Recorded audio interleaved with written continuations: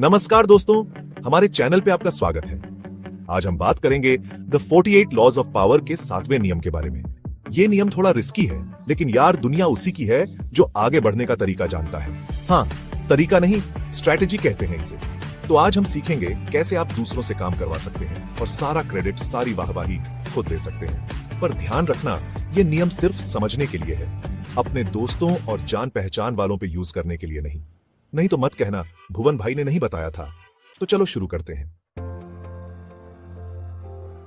तो भाई लोग, ये नियम कहता है कि अगर आपको सक्सेस चाहिए तो खुद ज्यादा दिमाग मत लगाओ, दूसरों का दिमाग और मेहनत यूज करो। ये एक पुराना और आजमाया हुआ तरीका है जो सदियों से काम करता आ रहा है।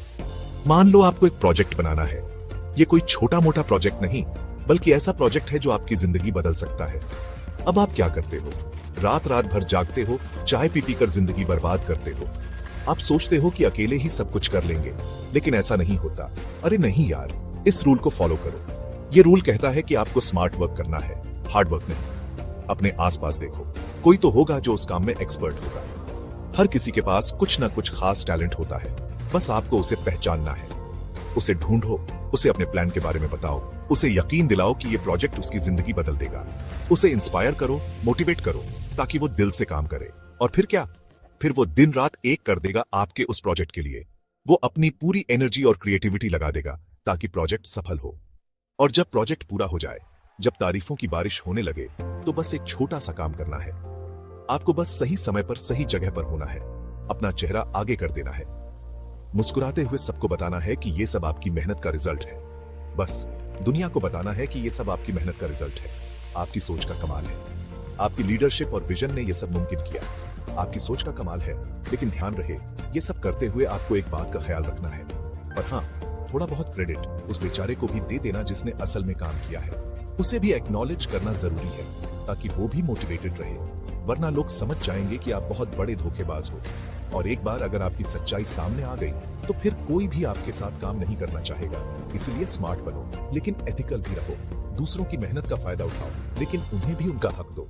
यही असली सक्सेस का फॉर्मूला है। अरे दोस्तों, जिंदगी में हर कोई शॉर्टकट ढूंढता है। कोई ट्रेन में जनरल टिकट लेकर एसी कोच में घुस जाता है, कोई एग्जाम में एनक्यूएल मार लेता है। तो हम थोड़ा स्मार्ट बनने की कोशिश कर रहे हैं, तो क्या गलत कर रहे हैं? देखो, बात यह है कि दुनिया वैसे भी अनफेयर है। जिसके पास पावर है उसकी चलती है। तो क्यों ना हम भी थोड़ा बहुत पावर गेम खेलें। इस नियम का यह मतलब नहीं है कि आप दूसरों का गलत फायदा उठाओ। नहीं यार, उनकी कला का, उनकी टैलेंट का यूज करो, लेकिन उन्हें खाली हाथ मत छोड़ो। उन्हें सही पैसे दो, उन्हें एनकरेज करो, उनके काम की तारीफ करो। बस सारा क्रेडिट खुद मत ले लो। ऐसे बहुत से एग्जाम्पल्स हैं हिस्ट्री में जहां फेमस लोगों ने इस नियम का पालन किया है, जैसे कि महात्मा गांधी। महात्मा गांधी का नाम सुनते ही हमारे मन में एक छवि उभरती है, एक ऐसा व्यक्ति जिसने अपने सिद्धांतों और विचारों से पूरी दुनिया को प्रभावित किया। उन्होंने अहिंसा का नारा दिया, लोगों को एक साथ लाया और आजादी की लड़ाई लड़ी। गांधी जी का यह आंदोलन केवल एक व्यक्ति का प्रयास नहीं था, बल्कि यह लाखों लोगों की मेहनत और त्याग का परिणाम था। लेकिन क्या आप जानते हैं कि उस आंदोलन में और भी बहुत से लोग थे जिन्होंने अपना सब कुछ कुर्बान कर दिया। उन अनगिनत स्वतंत्रता सेनानियों की कहानियां भी उतनी ही प्रेरणादायक हैं जितनी गांधी जी की। लेकिन हिस्ट्री में नाम किसका है? गांधी जी का। क्योंकि उन्होंने न केवल अपने विचारों को प्रस्तुत किया, बल्कि लोगों को एकजुट करने का काम भी किया। क्यों?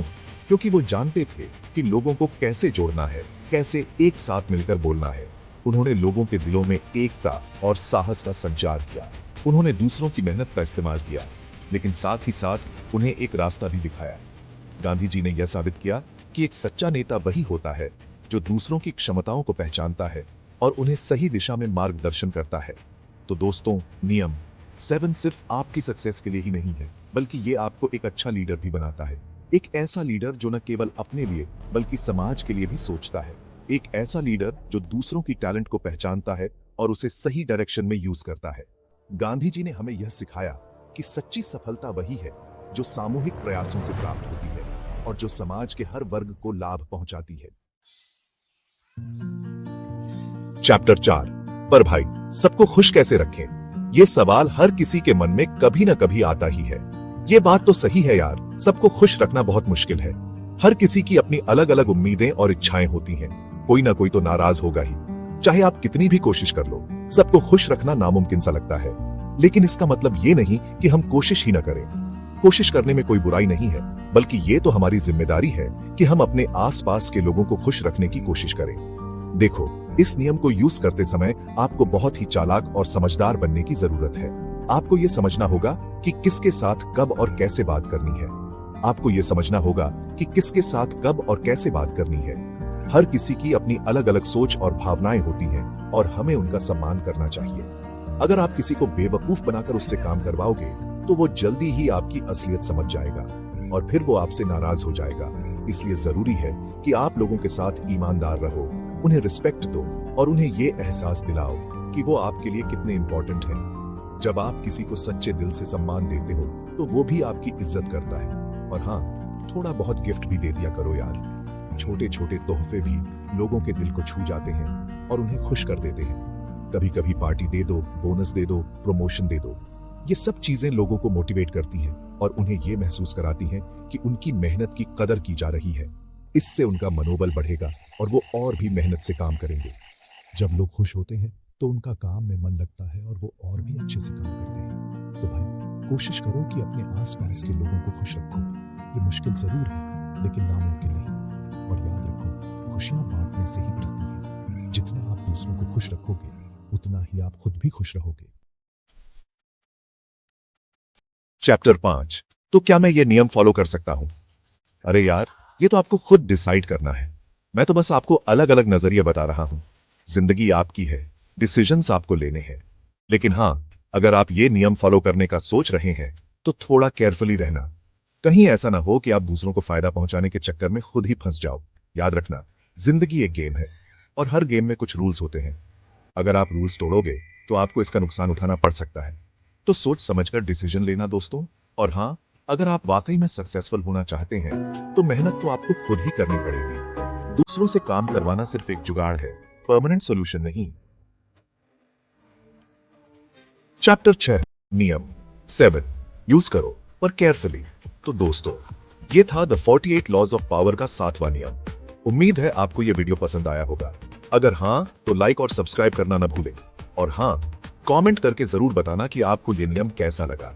क्या आप इसे अपनी जिंदगी में फॉलो करेंगे या फिर आपका कोई और तरीका है सक्सेस पाने का? चलिए फिर मिलते हैं अगले वीडियो में एक और नए रूल के साथ। तब तक के लिए बाय बाय। तो दोस्तों, ये था द 48 लॉज ऑफ पावर का 7वां नियम। याद रखिए, सक्सेस का कोई शॉर्टकट नहीं होता। दूसरों का इस्तेमाल करके आप थोड़ी देर के लिए आगे बढ़ सकते हैं, लेकिन असली खुशी तो अपनी मेहनत से मिलती है। तो मेहनत करते रहिए, आगे बढ़ते रहिए और हाँ, हमारे चैनल को सब्सक्राइब करना ना भूलें।